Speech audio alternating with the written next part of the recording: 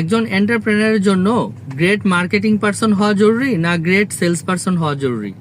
দুইটাই জরুরি, but great sales person হওয়ার চেয়ে একটা ভালো মার্কেটিং পারসন হওয়া বেশি জরুরি।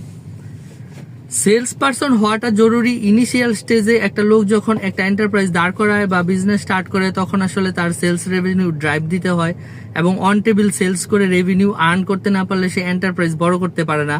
এজন্য তার অবশ্যই একজন পারফেক্ট সেলসম্যান হইতে হবে। কিন্তু সারা জীবন সেলসম্যান থাকলেও হবে না, একটা সময় সে টিম বিল্ড আপ করবে, প্রোডাক্ট কালচার করবে এবং এন্টারপ্রাইজ বড় করবে।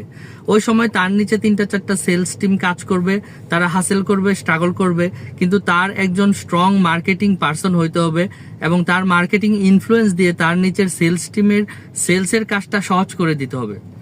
আসলে একজন গ্রেট মার্কেটিং পারসনের গুরুত্ব অপরিসীম, এবং একটা এন্টারপ্রাইজের টপ পজিশনে যখন যাওয়া হয় তখন দুইটা জিনিসই মেইন গুরুত্ব রাখে। একটা হচ্ছে একজন কোম্পানি ওনারকে একটা গ্রেট মার্কেটিং পারসন হইতে হবে, একজন ওয়াইজ ইনভেস্টর হইতে হবে।